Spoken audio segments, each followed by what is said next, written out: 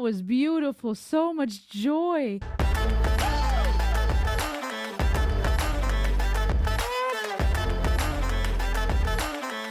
Hey everybody, what's up? It's me, Rosalie. Welcome to the ultimate YouTube channel all about world music, psychology, philosophy, and growth. Here to react and review and pull out what we can. And we're going to check out something brand new today. I want to check out a song by an artist named Brandon Lake. He's an American singer and songwriter. Oh, he looks familiar. There's a song called Coat of Many Colors, and I'm going to check it out. You ready? Here we go. Make sure to subscribe and enjoy the ride.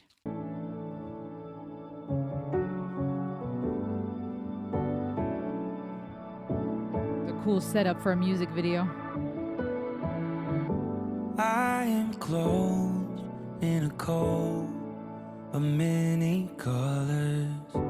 I am wrapped in the light. I am held. Hold on.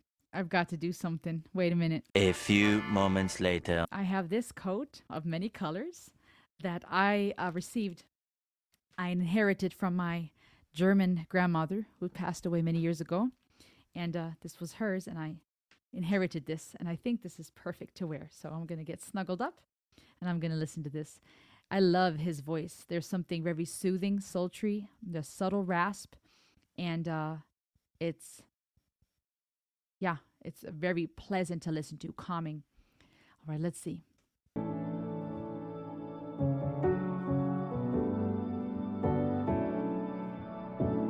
I love the piano arrangement. I am clothed in a coat of many colors. I am wrapped in the light. I am held in the arms of a loving father who's lying in a pit, but I'm walking the palace now. Once I was a beggar, now I live in. Wow, I love what he just did there when his voice dropped like that. Tapping into those lower notes, it really adds texture. The thought that I have, and then I will keep listening, is that this may be this reference to a coat of many colors. Possibly could be a reference to Joseph. There's a man in the Bible who's given a coat, a very beautiful, colorful coat, by his father. He was his father's favorite son, and he was envied by his brothers and eventually thrown into a pit and sold into slavery, and ended up in a pit as a slave, working hard for many years, even imprisoned, falsely accused, and then was elevated to a high position to serve as second in command under the Pharaoh, if you will. So I think this idea of a coat of many colors may be a reference to that. Let's keep listening. Once I was a beggar, now I live in the king's house. Because red was the blood that saved me, white was the light that pulled me from the dark. Gold was the crown you placed upon my head, showed me who you are. With mercy and grace, I've been embraced like no other.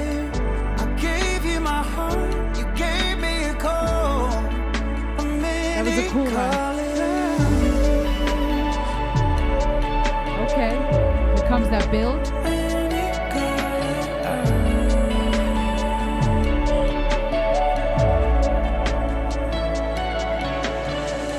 Sometimes your worst enemies turn out to be your brothers. I know you understand. Oh, we'll talk about the lyrics in a second. 'Cause I've got dreams that can seem to give me troubles. Lying in a pit, but I'm walking the palace now. Yep. And once I was a beggar, now I live in the king's house. I love this switch, the cinematography. Because red was the blood that saved me, white was the light that pulled me from the dark. Gold was the crown you placed upon my head that showed me who you are. With mercy and grace, I've been embraced like no other. I gave you my heart.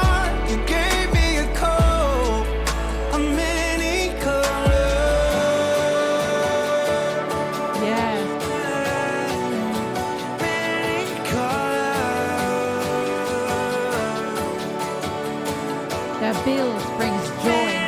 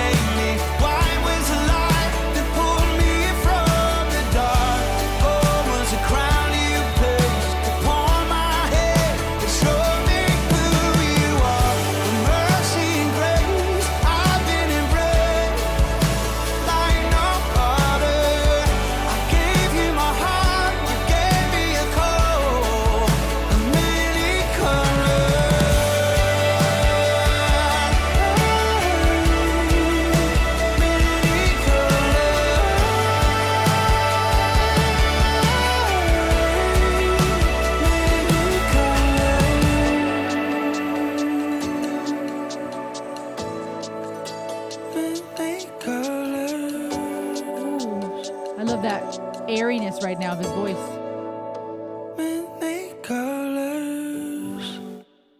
That was beautiful. So much joy. I love that switch. Great music video. That switch from the coat to his other attire.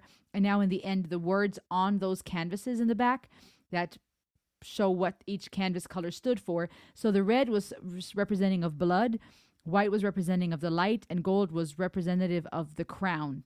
And we'll talk about the lyrics in a second. But I was right. It is a reference to the story of Joseph in the Bible because it speaks of dreams and dreaming. Joseph would dream or would interpret other people's dreams. And that, long story short, was part of the reason why then he eventually got out of prison again and was elevated to his position of power. It references the brothers because his brothers were envious of him and enslaved him, sold him to slavery, but eventually he forgave them and he was in a position to now help them when they came because of famine and needed help in Egypt. But let us look at the lyrics. Beautiful and powerful. Clothed in a coat of many colors, I'm wrapped in the light. I'm held in the arms of a loving father. That reference to Joseph's father who gave him that coat, but also this idea that God is a loving father who wraps us in his light and holds us in his arms. Was lying in a pit, walking the palace now. Again, this reference of Joseph from the pit of slavery to being in the palace in a position of power, but also a parallel to people of faith or Christians and those who believe in the mercy of God who say that they were in a pit, they were sinners, they needed forgiveness, they were broken and hurting, and God saved them, and they're now walking the palace as sons and daughters of God, who is the King. Once I was a beggar, now I live in the King's house. And then the chorus says, because red was the blood that saved me, a reference to Jesus dying on the cross. White was the light that pulled me from the dark, right? This idea of, from light to dark, from being blind to seeing. Gold was the crown you placed upon my head. Again, this reference to God being the King, being royalty now. That showed me who you are. With mercy and grace, I've been embraced like no other. Right? Like a coat that embraces us and wraps us up. I gave you my heart. You gave me a coat of many colors. This idea of this exchange. You say yes to God and he wraps you now with love and gives you that coat, that mercy and grace. Beautiful picture. Even if you're not a person of faith or you don't believe, you're not a Christian or don't believe in this theology, this idea of such a love exchange, such a relationship where you take a step forward and God meets you, right? There's a verse that says, draw near to God and he will draw near to you. We see this even in human relationships, the beauty of one person giving the other their heart and that being reciprocated, right? We long for that as human beings. We long to be held. If we didn't have a good or healthy father or mother in our lives, there's that void because that's a basic human need. And even those who've had good parents, as we grow up, we still need that guidance. We become parents ourselves. We grow into adults and we need guidance. We look for answers, right? We have questions that not even our parents can answer because we long for more. And many people do. Even those who are not who are atheists, who may not believe in certain religions, all of us have a longing for answers. We have questions. We look for answers, be it in science, be it in different religions. We long for answers that are outside of ourselves, right? If we were not wired that way, we would just go through life and just be like, it is what it is. But we ask questions and we find our answers in different places, of course. But there's something so beautiful and comforting, the thought that there could be something beyond us, someone greater that actually cares about us. Not just that there is some energy out there that actually is bigger than us, but also that it's possible to be connected to it. Sometimes your worst enemies turn out to be your brothers. Again, that reference to Joseph being betrayed by his brothers and being his enemies, but then that whole story being redeemed and his enemies becoming his brothers again. I know you understand because I've got dreams that can seem to give me trouble. Great rhyming here, dreams, seem, but also a reference to Joseph's dream. And that goes for us too. We have dreams, not just literal dreams, nightmares that give us trouble, but dreams for life, aspirations, hopes, longings, like a child, right? That has a nightmare that longs for comfort from its parents, like a child that has dreams and ideas for the future. Sometimes those give us trouble. Sometimes we have ideas that take us down the wrong path, that lead us somewhere like the prodigal son, where we end up eating with the pigs because we thought what we dream for our life is the best. And then we're broken and hurting and have trouble. There's different ways to interpret that. And then again, it says, it was lying in a pit, but I'm walking the palace now. And I just love how in the bridge, there was this build musically. It brought a lot of joy. There was this emotional climaxing when the keys came in and the beat and the rhythm kicked in heavier and his voice as he hit those high notes, just great crescendo. But it was awesome, just that tagline. Sometimes in songwriting, it's so powerful to see how it can just be one phrase that you keep repeating, but it is so pointed, it's so to the point and powerful that you don't need a whole lot of words. Even just singing over and over, I'll wear my coat everywhere I go, I'll wear my coat. In Nightwish's song, The Greatest Show on Earth, part of the bridge, they chant, we were here, and it speaks of, the universe coming into existence and this beautiful life, whatnot, the miracle of our existence. But there's something so emotional about that chant. Here, to say those words again, I wear my coat everywhere I go, I wear my coat, I want the world to know. It's a simple sentence, but it's so to the point. It's powerful. It's this sense of pride. And looking at it psychologically, even if you're not a person of faith, again, or not of any specific religion, or you don't believe in God at all, there is even psychologically something beautiful when it comes to our search for meaning in this life, our existential fears, our longing for identity. We want to be somebody. And there's something so comforting to be given something, to be bestowed, to inherit something, for someone to say, you are worthy, you are loved, I crown you, I adorn you, to feel that type of love, right? We have that when we get married and we are adorned with the ring for the ladies, or even the men, they get to wear their wedding band, and it's that statement to the world, I belong to this person, we are together now. Or when you try to show your love and affection, you're trying to date someone and you bring them a rose, or you send them a message, or you try to make them a nice dinner. Or in friendship, right? You wear friendship bracelets, even as children, or then as adults, maybe matching tattoos. Like, God knows we do things to adorn, to give someone else something that is a statement of our love, that is a statement that says, I'm yours, you are mine, or I care for you, you care for me. Various covenants that are sealed in different ways. And to be clothed in a coat is both, to me, a sense of protection, right? Protection from the cold. If it's an armor, protection from attacks.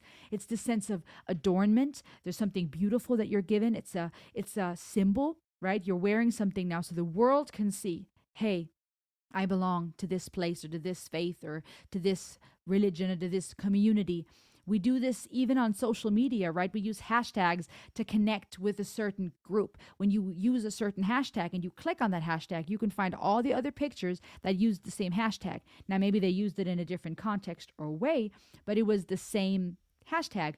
Or you use, you have communities on social media, even on this channel, where people come together and they want to connect over a certain artist or song. So this idea of having a coat, wanting the world to know, it's this idea of, I want to tell everybody where I came from and where I've come from. And when you have come from darkness, when you've come from a low situation, when you've hurt and you've been redeemed, there is this desire to tell the world. And there's something so beautiful about that. Again, regardless of your faith, I want this to be something that anyone can receive. this thought that you are loved, that you don't have to walk around naked and ashamed, bound by mistakes you've made or things that have been done to you. That doesn't have to be your identity, your existence, and the rest of your days until the sun sets and it's time to go home. Until we breathe our last breath, your identity doesn't have to be one of being unclothed and naked without purpose and meaning, or covered in marks of your past. You don't have to walk around wearing the scars of the hurt that things people have done to you or the things you've done. That does not have to be your identity. There is a possibility to be clothed, to wear a coat, to be clothed with love and with kindness from fellow human beings. And I believe from a God that loves us, that says, hey, I love you. I see you. You don't have to walk around ashamed. You don't have to keep searching for where to find your identity. A lot of these videos that go viral, right? Modern women this and red pill that, and people searching for meaning through money and power and fame and all this stuff that we're bombarded with on a day-to-day. This search for meaning, for identity at the end of the day, I believe. This desire to make meaning of our existence. And I think many of us long at the core to be loved and to be told, hey, you are worthy of being crowned. You're a royalty, right? That's why these things go viral. Hashtag queen, yes queen, you're a king, or, lift your head, pick your crown up. Because who wants to be a beggar?